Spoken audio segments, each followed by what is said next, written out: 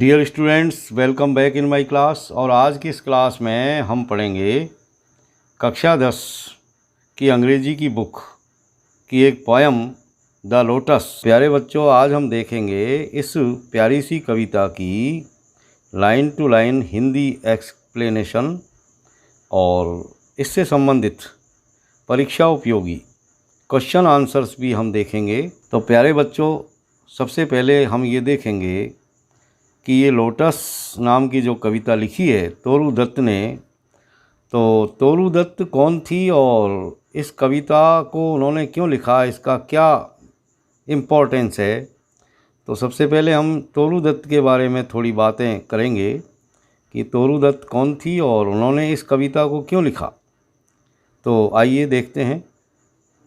Toru Dutt is a well known poet of India. Toru Dutt Bharat की एक well known poet थी, एक प्रसिद्ध कवयित्री थी।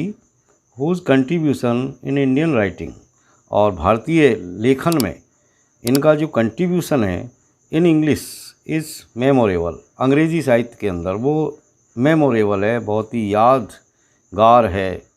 Her father was a rich man of Calcutta, और तोरू दत्त जी के जो पिताजी थे वो कलकत्ता के एक रईस आदमी थे। Her mother had a deep knowledge of the Hindu myths. इसके अलावा तोरू दत्त जी की जो माताजी थी उनको भारतीय पुराणों की बहुत ज़्यादा समझ थी। This family was impressed by the glitter of the west. और इस आखिरकार ये जो परिवार था वो पाश्चात्य संस्कृति की चमक दमक में खो गया, प्रभावित हो गया।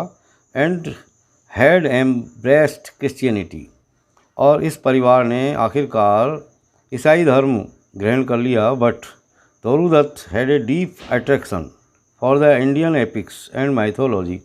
लेकिन तोरू दत्त जी का भारतीय एपिक्स और माइथोलॉजी की तरफ बहुत ज़्यादा आकर्षण था, बहुत गहरा अट्रैक्शन था। She read the Ramayana, the Mahabharata, the Vishnu Purana and the Bhagavata. तो तोरू दत्त जी ने जो भारतीय साहित्य हैं, पुराण हैं, जैसे रामायण है, द महाभारता है, विष्णु पुराण है, भागवत गीता है, इनका इन्होंने अध्ययन किया। Her imagination was shaped by these Indian classics. और भारत के ये जो क्लासिक्स हैं, जो ये पुराण हैं, इनके कारण ही इनकी जो इमेजिनेशन है उसको एक शक्ल प्रदान हुई। Her literature abounds in the cultural heritage of India, और इनका जो लिटरेचर है वो भरा हुआ है एक तरीके से भारतीय जो साहित्यिक संपदा है, जो धरोहर है, उसमें एक स्थान रखता है। इसके अलावा ये जो कविता है लोटस, इस कविता के बारे में कवयित्री हमको ये बताती है कि the lotus is a small poem called sonnet. ये लोटस एक छोटी सी पोएम है और एक सोनेट के रूप में है। सोनेट का मतलब होता है एक छोटी कविता जिसमें 14 लाइनें होती है, और it is a Petrarchan sonnet. ये पेट्रार्कियन सोनेट है। The lotus has been a favourite flower with Indian gods and goddess. Toru Dutt ji हमको ये बताती है कि ये जो लोटस का फ्लावर है ये हमारे भारतीय देवी और देवताओं का सबसे प्रिय फूल है। Boughs Lord Vishnu and goddess Lakshmi love this flower, यानी हमारे जो देवी देवता हैं जैसे भगवान विष्णु हैं, माता लक्ष्मी हैं, इन दोनों को ही ये फूल बहुत ज़्यादा पसंद है। क्योंकि आप सभी जानते हैं कि हम लक्ष्मी पूजन में भगवान विष्णु का जब पूजन करते हैं तो कमल का फूल जो है अर्पित किया जाता है, या कमल के फूल इनको बहुत प्यारा लगता है, तो कमल के फूल के साथ हम इनका पूजन करते हैं। In present times many prizes have been named after the lotus. इसके अलावा आज के समय में भी हमारे देश के अंदर बहुत सारे ऐसे उपाधियां हैं, पुरस्कार हैं जो इस कमल के फूल के नाम पर रखे गए हैं, जैसे कि the Padmashri, the Padma Bhushan, the Padma Vibhushan, क्योंकि पद्म का नाम कमल होता है। For Toru Dutt the lotus is the most perfect flower regarding the combination of colours and appearance. Toru Dutt ji के अनुसार ये जो लोटस का फूल है ये बहुत ही परफेक्ट फ्लावर है, बहुत ही अच्छा और सुंदर, यानी सबसे सुंदर फूल है, क्योंकि इसके अंदर जो कलर का संयोजन है वो बहुत अच्छा है। यानी इसके अंदर लाल रंग और सफ़ेद रंग दोनों ही कलर्स का कॉम्बिनेशन है। The poet describes a dispute among flowers in the manner of A beauty contest. इस पोइट के अंदर कवियत्री ने फूलों के दो गुटों के बीच में एक डिस्प्यूट को डिस्क्राइब किया है, यानी फूलों के दो गुट बन गए हैं और उनमें आपस में कोई विवाद हो गया है, और इस विवाद को इन्होंने एक सौंदर्य प्रतियोगिता के रूप में इस कविता में बताया है। The rose and the lily are rivals to get the status of the best flower. और ये जो विवाद पैदा हुआ वो लिली और रोज़ दो फ्लावर्स के बीच में पैदा हुआ कि भाई मैं सबसे अच्छा फूल हूँ, इस बात को लेकर के। But Flora the goddess of flowers, लेकिन फ्लोरा जो गॉडेस ऑफ फ्लावर्स है, यानी जो फूलों की देवी है, chooses the lotus as a flower of supreme beauty.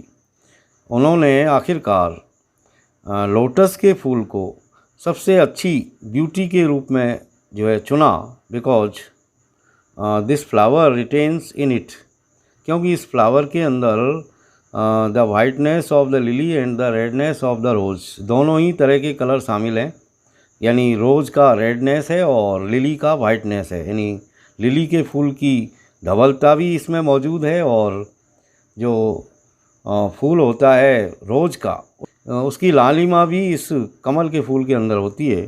So neither the lily nor the rose can equal the beauty of the lotus. इसलिए कवियत्री ये कहती है कि कोई भी फूल, न तो लिली का फूल और न ही जो है रोज़ का फूल लोटस की बराबरी कर सकता है, यानी लोटस की बराबरी कोई सा भी फूल नहीं कर सकता। Symbolically the victory of the lotus is the victory of Indian culture over the western world. और प्रतीकात्मक रूप से कवियत्री ये कहती है, इस कविता के माध्यम से उन्होंने ये सिद्ध करने की कोशिश की है एक तरीके से कि भाई लोटस का जो फूल है वो चूँकि एक इंडियन फ्लावर है, और इस इंडियन फ्लावर जो कि लिली और रोज़ के फूल से ज़्यादा सुंदर है, तो इस तरह कवियत्री ने लोटस के फूल को सबसे ज़्यादा सुंदर बता करके ये सिंबॉलिकली इस बात को सिद्ध किया है कि भारतीय जो कल्चर है, इंडियन जो कल्चर है, वो पाश्चात्य संस्कृति से ज़्यादा अच्छा है। Since the lily and the rose are the western flowers. अब चूँकि ये लिली और जो रोज़ हैं ये पाश्चात्य फूल हैं, तो डियर स्टूडेंट्स अब हम इस पोइम की लाइन टू लाइन एक्सप्लेनेशन करेंगे। और यदि आप मेरे नए व्यूअर हैं और आपने अभी तक मेरा channel study time by Rajesh Sharma subscribe नहीं किया है, तो मैं आपसे गुजारिश करूंगा कि प्लीज़ सब्सक्राइब कर लें मेरा चैनल। तो let's begin. Love came to Flora asking for a flower that would be flowers be undisputed queen. Love Flora के पास आया। लव यानी प्यार का देवता, जो रोमन माइथोलॉजी के अनुसार क्यूपिड है, यानी क्यूपिड नाम का जो देवता है, जो रोमन माइथोलॉजी का एक करेक्टर है, वो फ्लोरा भी एक रोमन माइथोलॉजी की करेक्टर है और goddess of flower and vegetation है। तो उसके पास एक ऐसा फूल मांगने के लिए आया that would of flowers be undisputed queen. ऐसा फूल जो फ्लावर्स के अंदर यानी फूलों के अंदर अनडिस्प्यूटेड क्वीन हो, कहने का मतलब निर्विवाद रूप से रानी हो, कहने का मतलब सबसे सुंदर फूल हो जिसके ऊपर कोई विवाद नहीं हो, कोई डिस्प्यूट नहीं हो। The lily and the rose long long had been rivals for that high honour.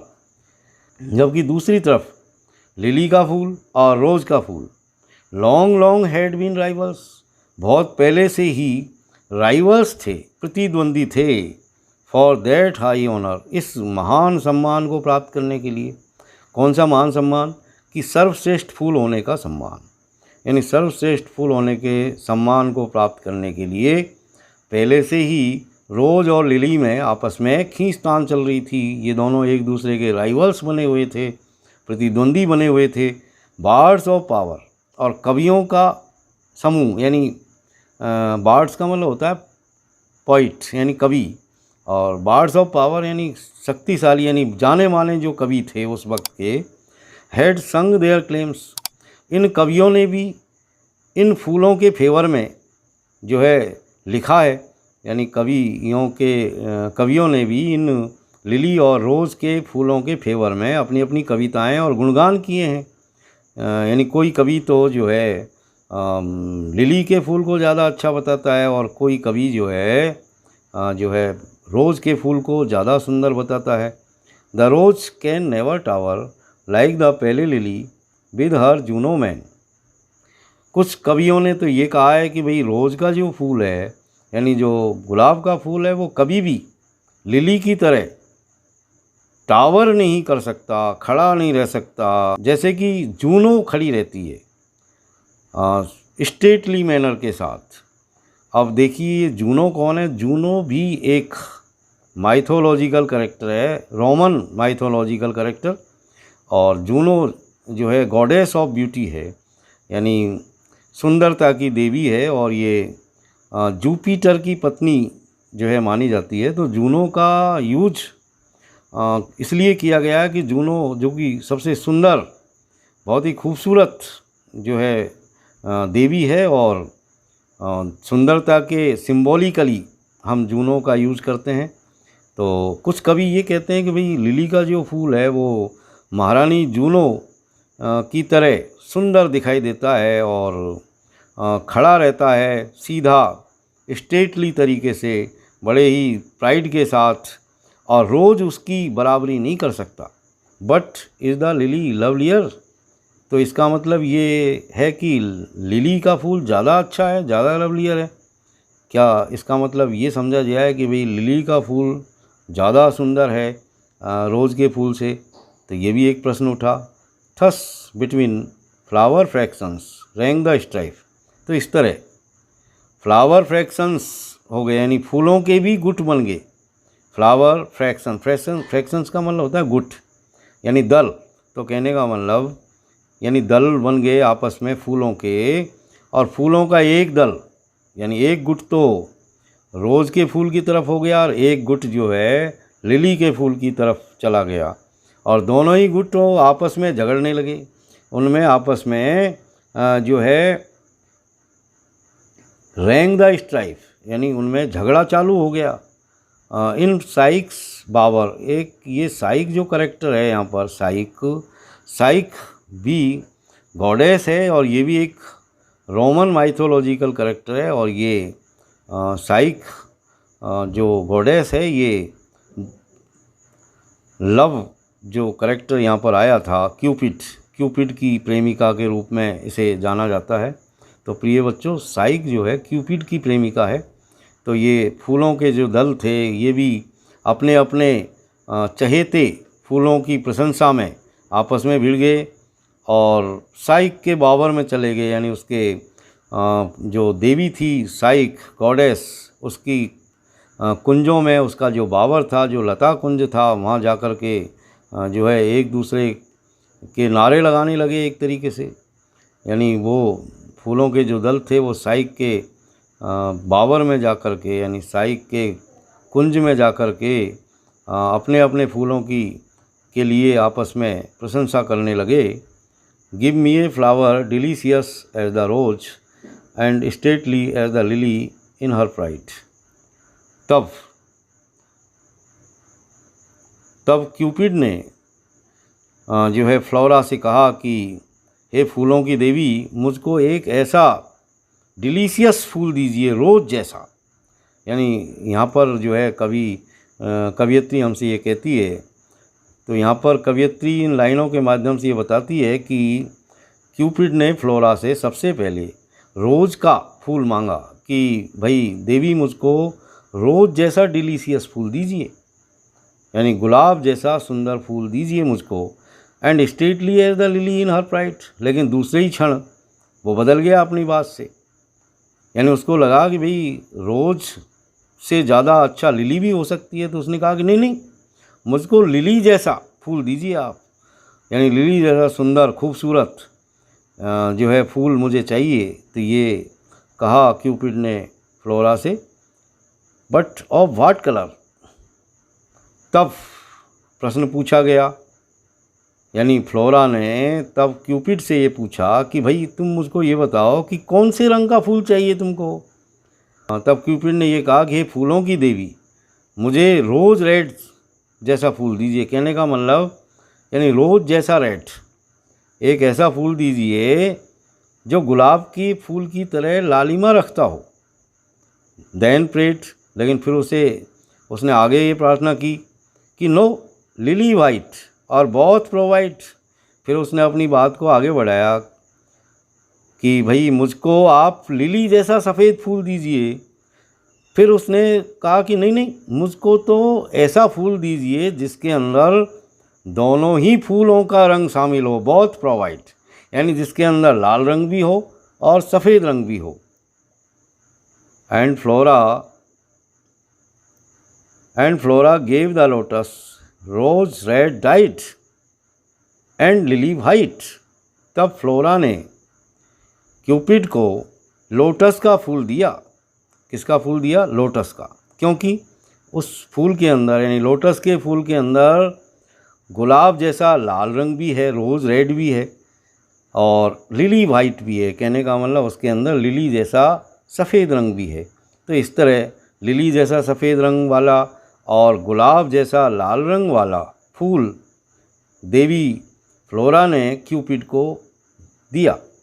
The क्वीनलीस्ट flower that blows, और ये मान लिया गया कि ये लोटस का जो फूल है यही सबसे ज़्यादा सुंदर फूल है जो खिलता है, जो ब्लोज होता है, ब्लूम होता है। ब्लोज मतलब खिलना, ब्लूम होना।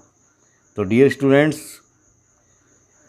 तो इस तरह हमने देखा कि किस तरीके से फूलों के द्वारा और कवयित्री ने ये सिद्ध करने की कोशिश की कि जो लोटस का फूल है जो इंडियन कल्चर का प्रतीक है और लिली और रोज जो कि वेस्टर्न कल्चर के प्रतीक हैं, और इनमें आपस में एक ब्यूटी कॉन्टेस्ट के माध्यम से कवयित्री ने ये सिद्ध करने की कोशिश की है कि जो लोटस का फूल है यानी जो इंडियन कल्चर है वो वेस्टर्न कल्चर से ज़्यादा अच्छा है। यानी हमारा जो कल्चर है उसमें सभी तत्व शामिल हैं।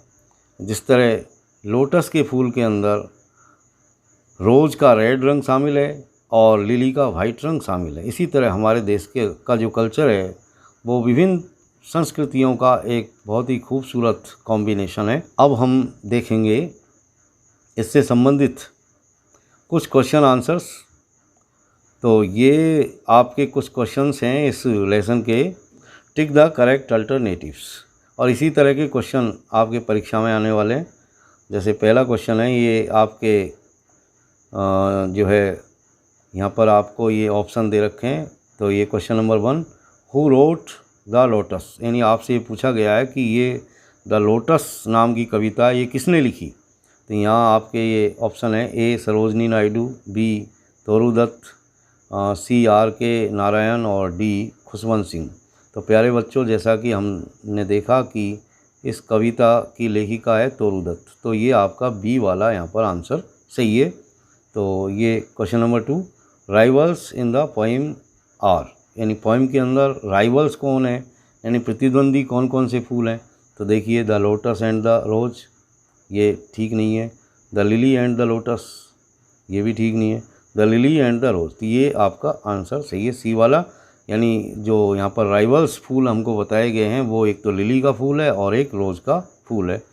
और अब नेक्स्ट क्वेश्चन देखिए आप यहाँ पर, the flora is the goddess of, flora किसकी देवी है।